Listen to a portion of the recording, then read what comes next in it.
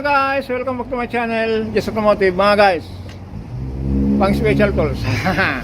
Pero mga guys, magkasama natin to. Hindi, kabit na natin yung crankshaft pulley. Tignan nyo po ano nangyari. Yan, taran. Ito po, ni-upload na natin yung yung kung paano pinaliwanag natin kung paano natin kinalas ito. Yung andito. Mamaya mga guys, yung andun sa torque converter niya, kung ikutan natin, ganun din ang prosesong gawin natin. Kung paano natin tinanggal kanina, kung mapanood nyo po mga guys yung paliwanag natin doon, kasi hindi ko na po in-actual na pinaliwanag na lang natin dahil kulang tayo sa oras. Sabi nga po yung mga nagko-comment, imbes na gawin ng isang oras, magiging kalating araw dahil sa kayo YouTube. Dito naman tayo mga guys, panoorin nyo ito kung paano nating assemblein.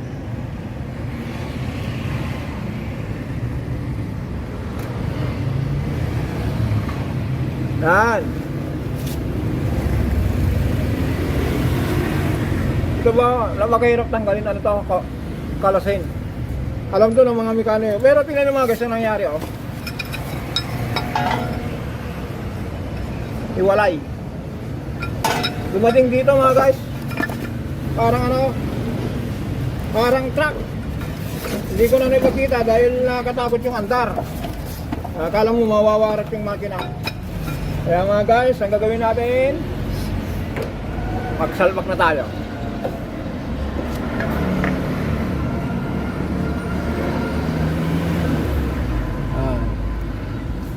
Nakikita yung dumi mga guys. Meron pa tayo dyan ginawa Ulitin natin. Tingnan natin yung busing dito. Bago na po yan. Tingnan yung luma kinain ng langis ng ATF. Yung rubber din po dito natuluan, pati yung belt na sira. Palit sila ng belt. Hindi nila napansin yan, nasira. Na nagkaganito ganito. Ito, yan. Steel to steel.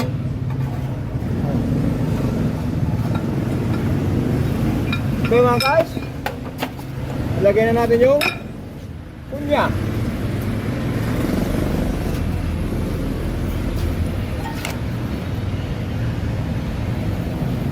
Ayun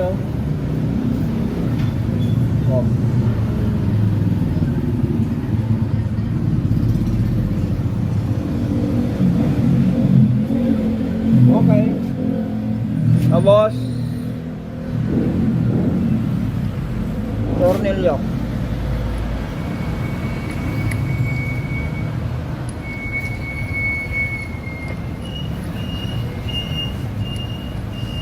Suggest natin dito guys sa may-ari, kasi ang may-ari nito mga guys babae. Kaya minsan di ako naniniwala ng babae maingat. Hindi. For example, ito po, dayaan niya na nasira yung busing niya, walang check up. Pero kung lalaki niya, nararamdaman niya may problema. Ito problema, sakay ng sakay. Kaya yung may-ari nito, pasensya na po.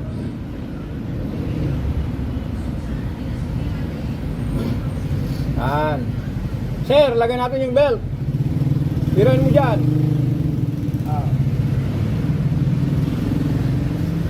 Ano? Pwede ka na dyan? Yung alternator. Pwede na. Okay.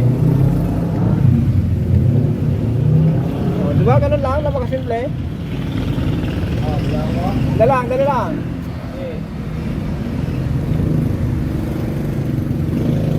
Double check, alternator.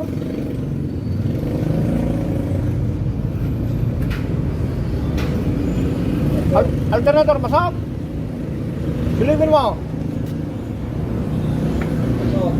Pasok.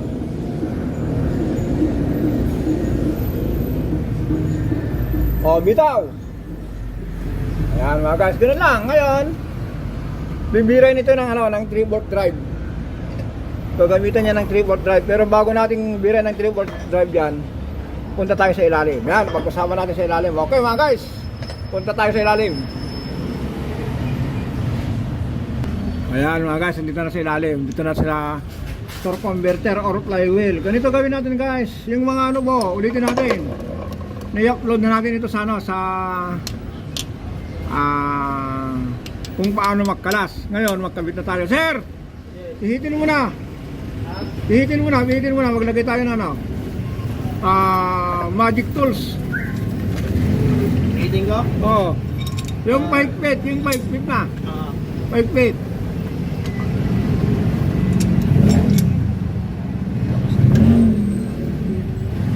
Five feet na.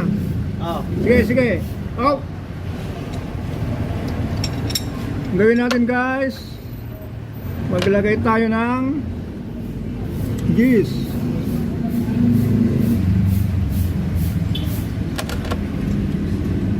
Yun.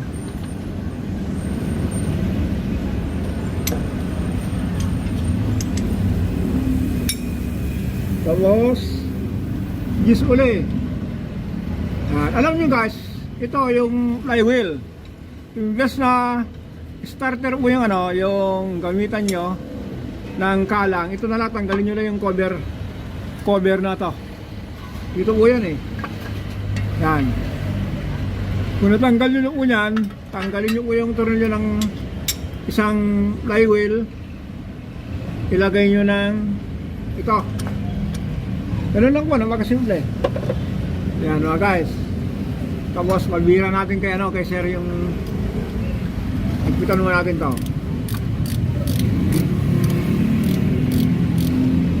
Ang daming tagas. Ito ang dapat natin ano, i-request sa may-ari.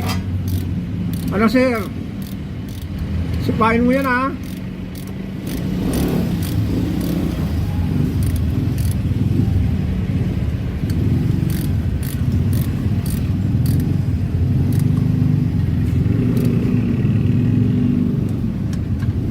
Okay, sige, go.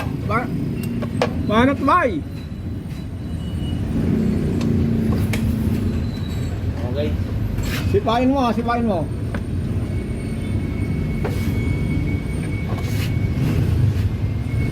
Ito guys, tignan natin ha kung anong tirada gagawin ni Sir Friends.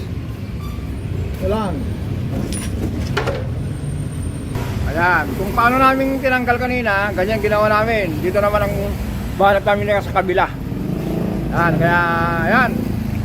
1,000 foot-pound. Dito na naman tayo eh. Ayan o. Okay, sige sir.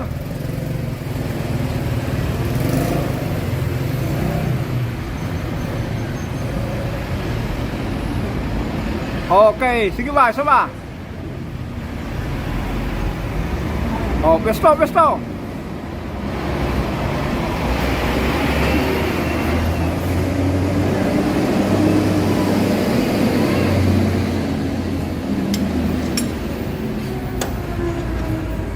Yan. Stay doon mo lang yung paa mo. Huwag mong biglayin, baka maputol yan. Stay mo lang. Sige. Oh, di ba? Maluwag pa, isa ba?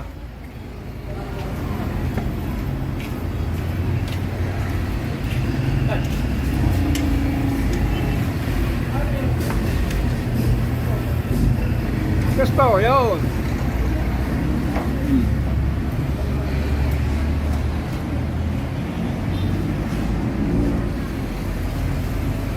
Oh, di ba? Anong tingin mo? Ay, oh, isa ba? Ganun lang guys, mamaya magpanta na tayo. Tapos tanggalin natin yung nasa torque converter.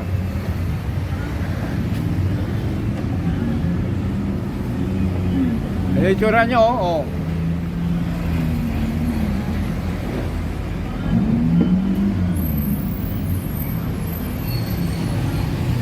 Okay na. Pwede na? Ayan mga guys, tanggalin natin yung nasa torque converter. Yan. Ano lang po. Biray nyo lang po ng napakahigpit. Yan. Ano po yun? Yung 180, 181 foot-pound, nagiging ano na po yun? 190. Ayan. Sir, tanggalin mo na yung ano dyan.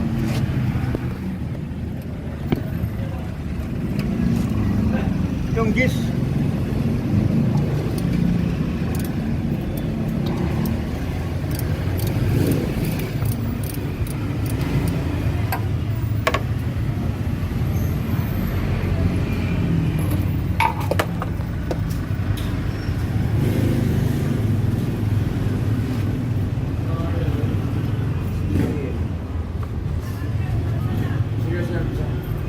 Akin na yan, akin na. O, ganun mga guys. Ito lang. Sa torque converter at saka sa transmission. Okay mga guys, ganun lang. Ay, magpapaalam na tayo rito. Total, ang ginawa lang natin dito guys, crankshaft o kaya drive pulley.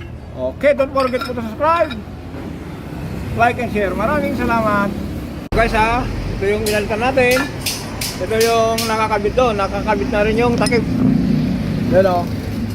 Yan ang tinanggal natin kanina. Kaya lang, sabi ko nga po, ang daming takas. Yan o. Ayan natin sa may-ari. Yan. Ang dahil dito, natanggal natin yung crankshaft bolt. Ngayon mga guys, say start! Mag-start na tayo. Tapos mga guys, yung ito. Yan yung ina-adjust. Sige sir, start mo.